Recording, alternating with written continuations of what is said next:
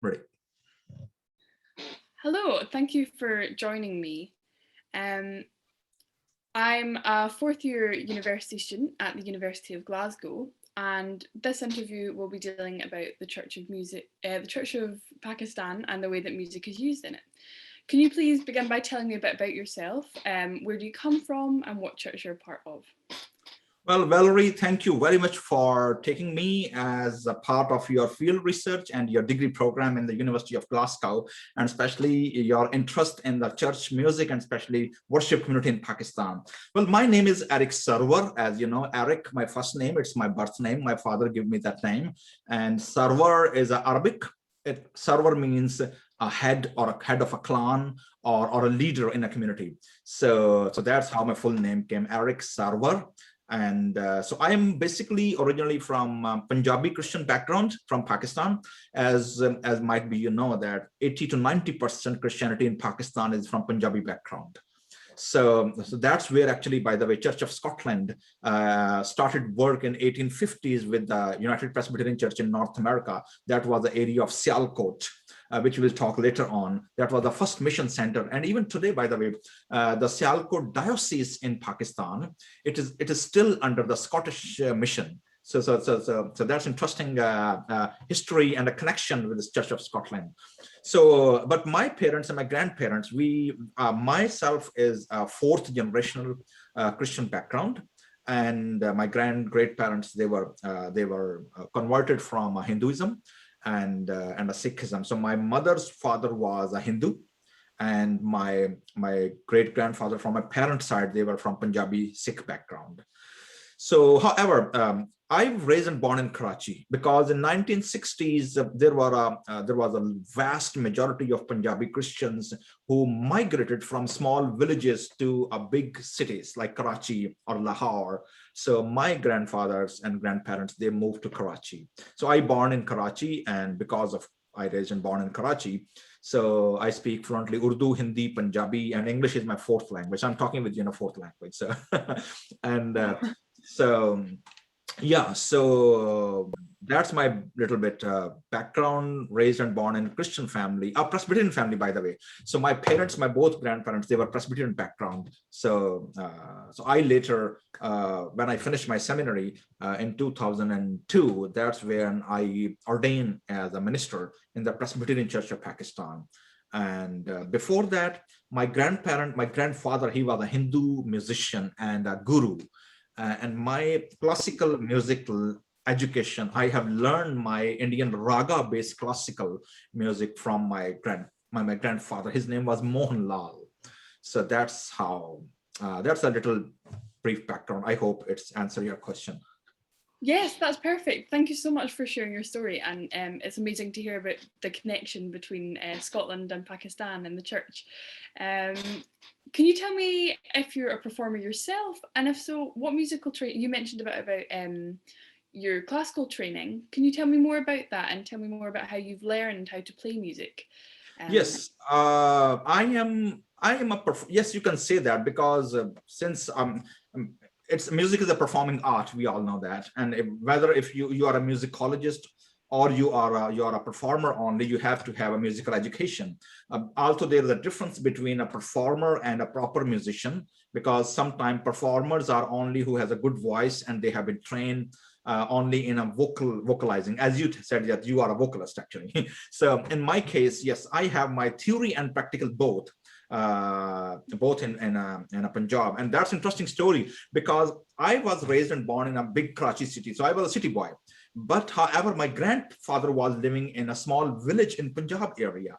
So I spent my after my high school, so I have spent almost 2.5 years in a small village as a Spartan boy, to just for the sake of music, to learn from my grandfather. So that's my basically education. And I play keys. This is Indian harmonium, which you can see that this is the key instrument. Indian harmonium is a combination of accordion and pipe organ or something. You can see that the sound of the Indian harmonium. So you can see that this I am playing this pushing for air from this side. So this is the bellow. It's one hand, and then I'm playing keys with the other hand. So Yeah, so this is the music instrument. I have training, so I'm a performer as well, but I do not consider myself a singer or a proper vocalist. I am more prone to writing and composing songs. So I'm a songwriter and composer. Amazing, thank you so much. Can you tell me a bit about how music is used in the Christian faith? So what you mentioned a bit about harmonium, what other instruments are used, and is there a certain style of singing? Who's involved in the church when we perform music? Yeah, well, this harmonium is brought by missionaries, actually. This is not a local Indian instrument.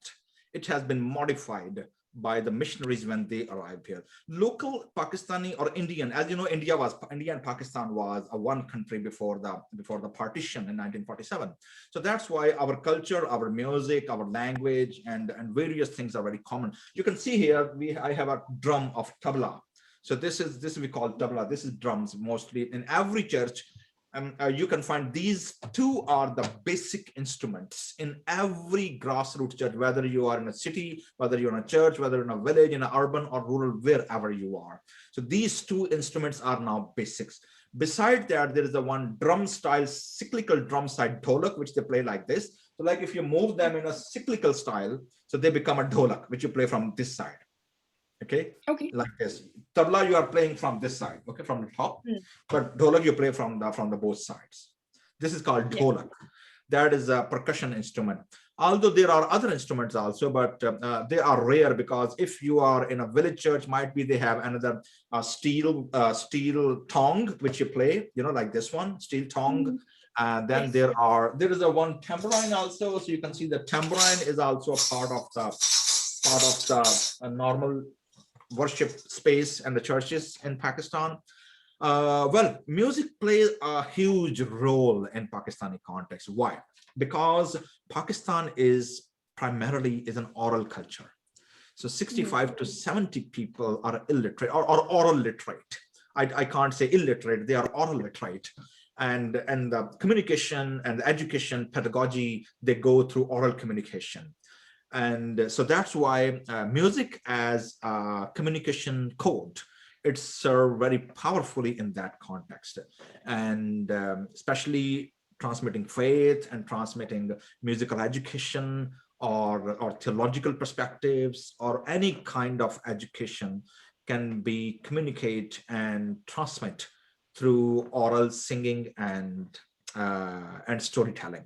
So that's why the Christian faith is primarily strengthened and educated and promoted through music and especially and even for a missiological perspective, not only for theologically, culturally, but also missiologically. We will talk later on about what's the role of mission and the music in a mission. But yes, music is primarily a primary tool and a communication code which has been used not only even for the Christian church, but for the overall Pakistani society, as 70 to 80% are oral literate people. And because we are living in a 97% Muslim context now, so that's why oral tradition and music play a critical role. Yes, that's amazing. Thank you so much. So moving on, you just mentioned missionaries there. And this is something that I found really fascinating about the influence of missionaries on the church in Pakistan. Can you tell me a little bit about that?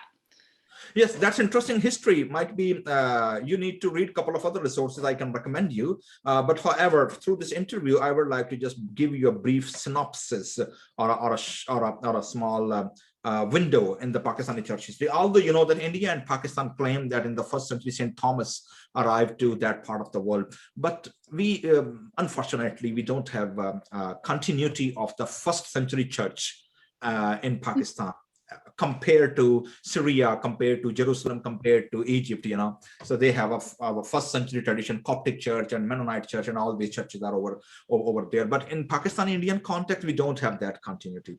The second phase, which we consider as a Christian church in Pakistan, the role of missionary, is when second century was when the Nestorian church, that was Eastern church in the Persian era, when Persia was a huge, a huge empire, and the seat of the Eastern Patriarch was in Persia. At that time, India was under the seat of the Persian Patriarch. But however, Pakistan also lost that connection as well. Then that was the 6th century. Then the third wave, the third missionary wave came to Pakistan during Mughal Emperor era, when Jesuits missionaries came, Carmelite missionaries, it was the Roman Catholic mission, and that they came to Goa, that was South India at that time, the coast of Malabar. And through that coast, they reached to the Mughal emperor. His name was Jahangir, and Akbar was at that time. And through that transition, they came to Punjab, West Punjab, near Lahore, which is today in Pakistan. Unfortunately, again, during the 16th century, that tradition totally wiped out from the history. And then the great century came 1850s onward. That was the middle of 19th century, when Western missionaries reformed Presbyterian Scottish, your Church of Scotland, so, and also Presbyterians and Anglicans and everyone. So they started mission work in Punjab area, which is now, the first mission center was Sealcore. That is where the first mission center was started. And that's interesting history once again, because North American Presbyterian missionaries was invited by Scottish missionaries. So first Scottish missionaries arrived over there, and they saw a huge gap, and they saw the huge fruit over there through the work of the Holy Spirit. And then they invited North American Presbyterians. So that was a collaborative mission work started in Punjab, today in Sealcore Mission Center, through the missionaries. The missionaries' great impact on Pakistani church, what I would say the great gift of the Scottish church and the Presbyterian church, is a book of Psalm, Zaboor, Punjabi Psalter. This is the copy of the Psalter which I'm showing you. And this was published in 1908. So you can see that. This is the original book. And recently we have digitized the whole book, and it is available on our website on Tahleem School of Church Music and Worship. So as a resource, this is all available. Text is available. Not only text now, one of our another friend in England, he is transposing all these Western notation, and he is singing in Punjabi and posting on his YouTube channel. So now we have both. We have manuscript, text, and tune. So we actually resurrected from after a century all these traditional 100 years old text and tune both, and we digitize, and we are sharing now to the whole world. So missionaries play a great role. Another one great role, and the gift which missionaries has played, is also when they established theological school, Gujranwala Theological Seminary, where I graduated.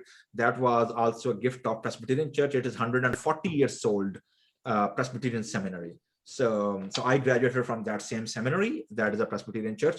And again, this is a book of Sealcore hymnary. So Sealcore Convention started at that same place. So actually, you might have watched that documentary on Sealcore Convention, which I published. So I raised that both two things started together a century ago: Sealcore Convention and Book of Psalms. So they both go parallel, and even today they are still working, and they are still developing and helping Pakistani church. Yes, absolutely. For anyone watching this, I would recommend that documentary. It's fascinating to see, and really informational as well, which is great. Can you tell me a little bit more about the convention and what happens there, and about the Sealcore hymnary and the way that it's used in churches?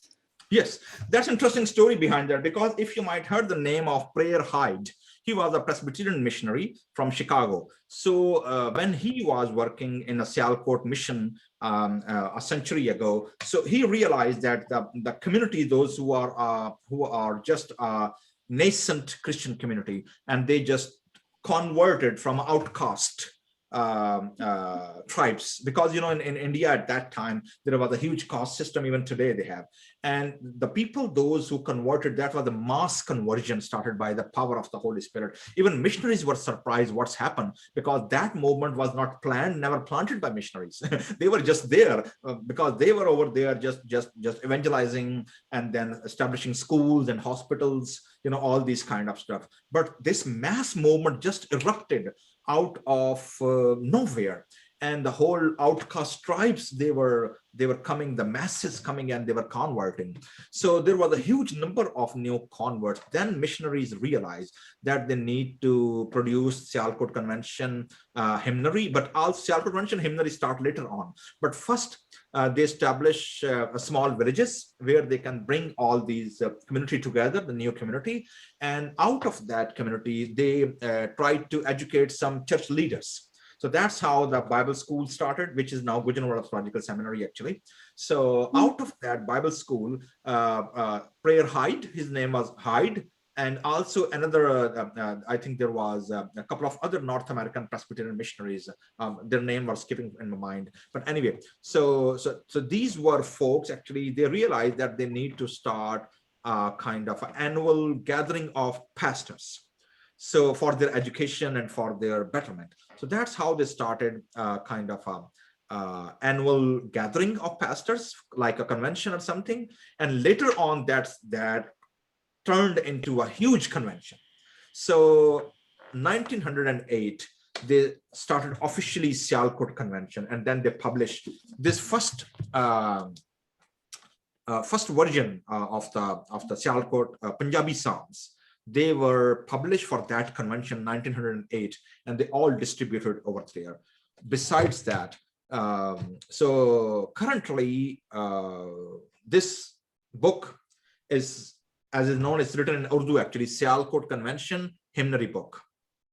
Yes. So it's written in Urdu, by the way. So currently, Sealcore Convention became a mother of convention, because that was the first Reformed or Presbyterian or Protestant convention in that part of the world. And since then, more than a century, every year during the last week of September, Sealcore Convention still occur, and it goes for the whole week. Myself, as a choir leader and as a worship leader during my seminary, I served continuously 3 years as a whole worship leader for the whole 7 days convention. So that was my privilege that I served there. Sealcore Convention has, this book has actually half part is Psalms and half part is traditional and few modern contemporary hymns and also songs and choruses. However, primarily Sealcore Convention was publishing only Book of Psalm, but later on they added few other books. Sadly, currently Sealcore Convention is publishing only almost out of 405 Psalms, only 100 or 114 Psalms in this book. The rest are various liturgical songs, various hymns, and some new Pentecostals or contemporary hymns and praises and choruses. So this book is currently is a combination of psalms and hymns and songs. Okay, perfect. Yeah, and they're sort of all used in the church. Is that correct? So all the music in that book is used in the church? Just to check, yeah. Only this book? No, obviously other books as well, but that's where primarily that source material is used. Yeah.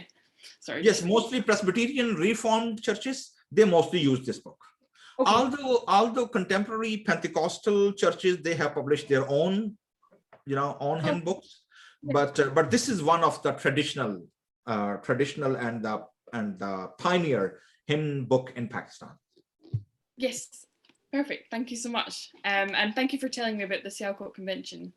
Can you tell me a little bit about the social and religious significance of music in the Christian church? So how does it connect communities, and how do people use it to express their faith?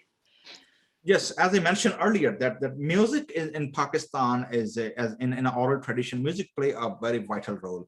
It's very critical because whether you are a Muslim, whether you are a Hindu, whether you are a Christian, you are using the same musical pedagogy, same musical language, and same musical traditional education. Now it depends upon you. If you are a Muslim entertainer, you will take that same education to the entertainment industry. If you are a Sufi Muslim, you can take it to a Sufi music.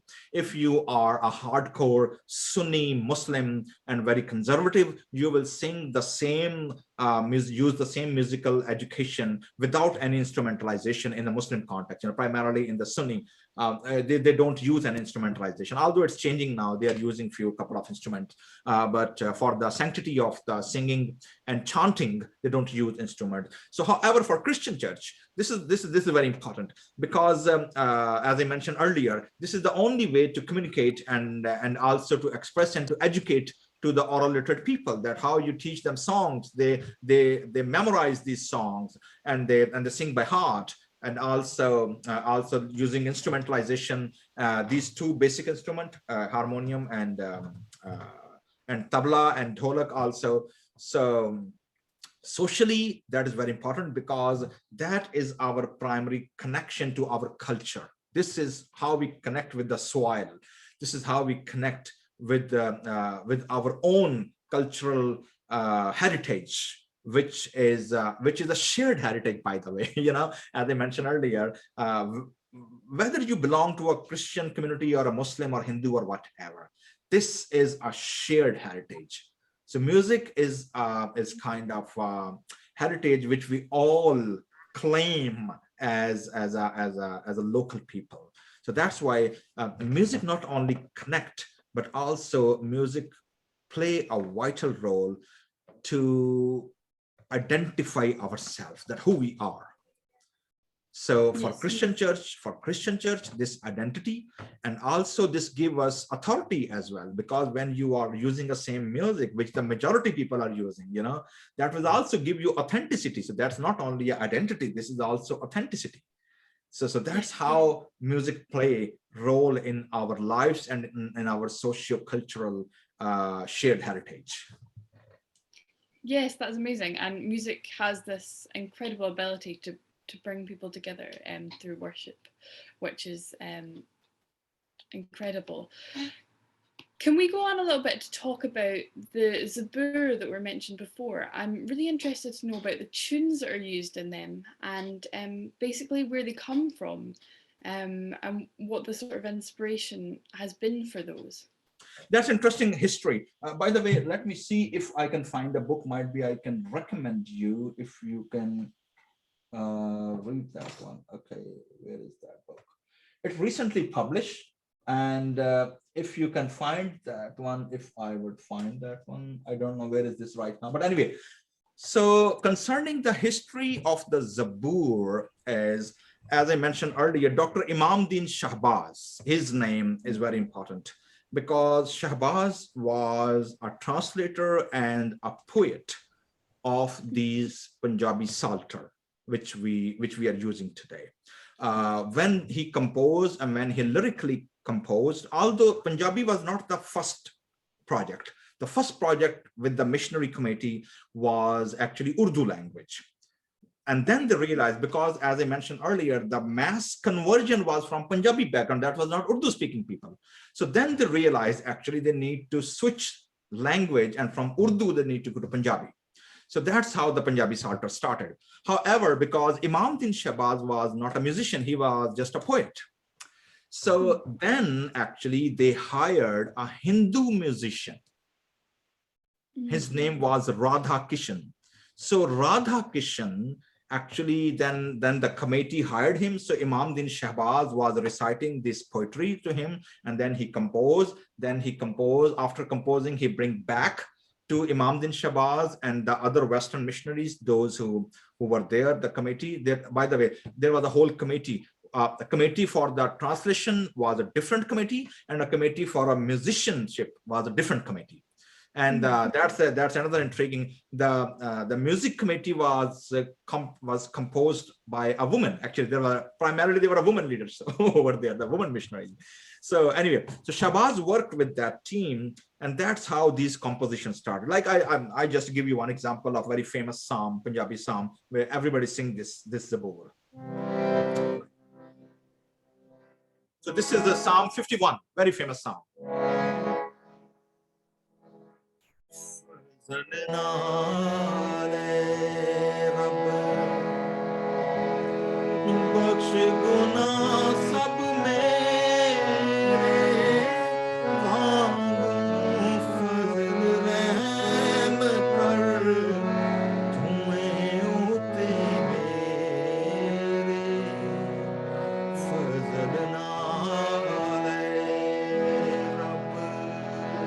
Now in English.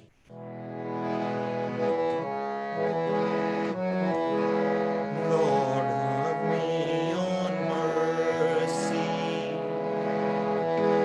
Blot out my transgressions in your great compassion. Blot out my transgression. Lord, on me have mercy. Although they were Punjabi, but I have worked with my friends, and we have translated this Punjabi text in English without compromising on traditional tunes. So, so you can sing now in English language with the same Indian ragas and the same tunes. Yeah, that's amazing. Yeah, so that's how things come up. Yeah, thank you so much for playing a little bit for me and for singing. I'm really interested in the way that these tunes are sort of formed and used. Do you know sort of where the tunes come from? Were they sort of devised by the sort of missionary group that came together to make the Sealcore Convention hymnary, or was it sort of, are a lot of the tunes traditional? Can you tell me a little bit about that? Yes. Actually, there are only few, let me phrase it this way.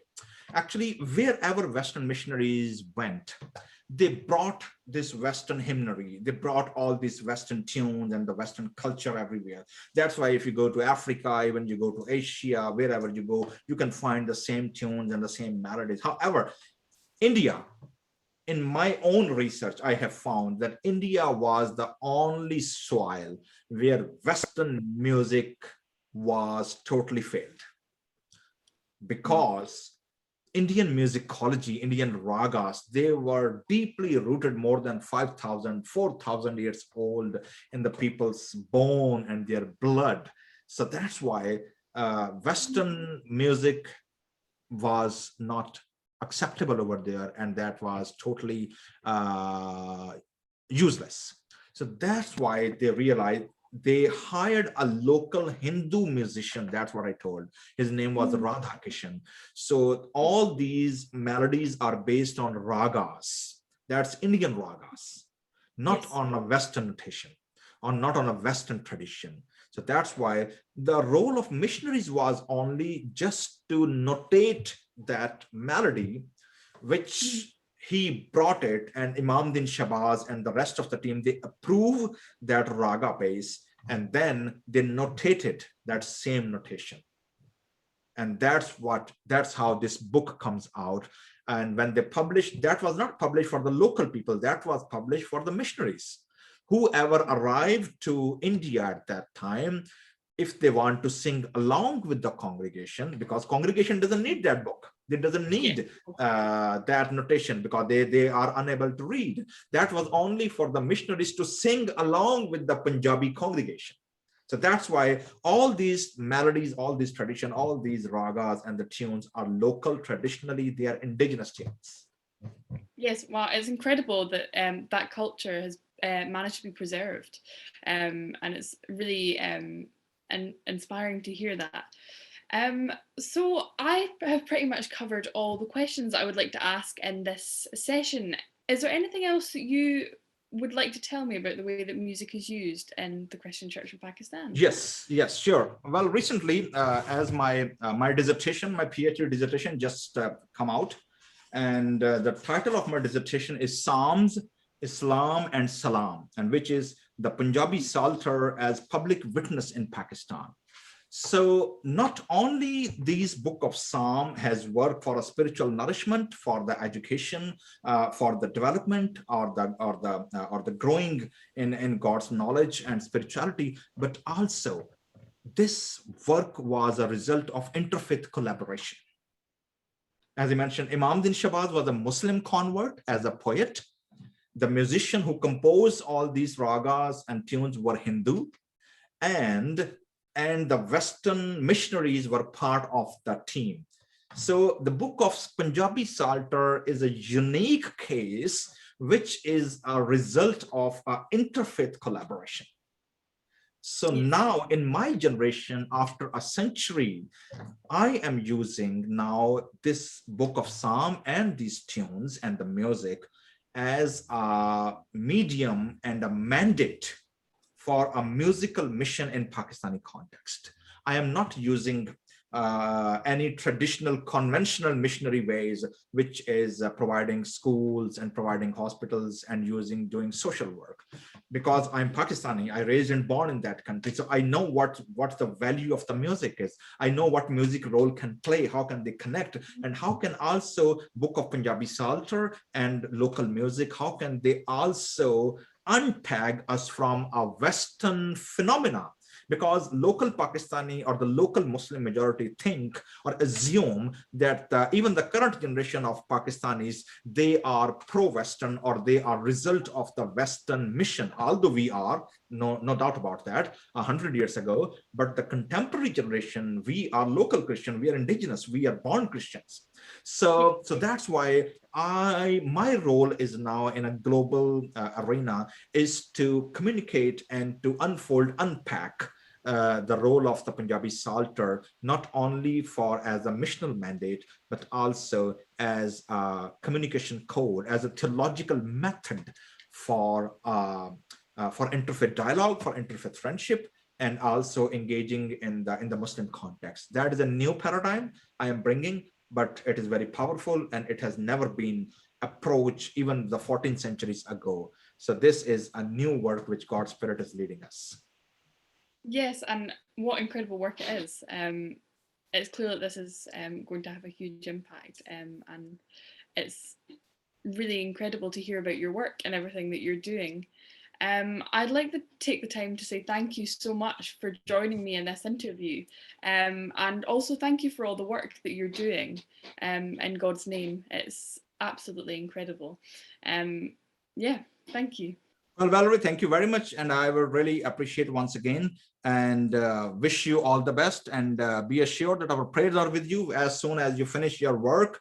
And once again, I am saying on record that whenever you are willing to visit Pakistan, or if you would like to know when we are planning to go, you are more than welcome.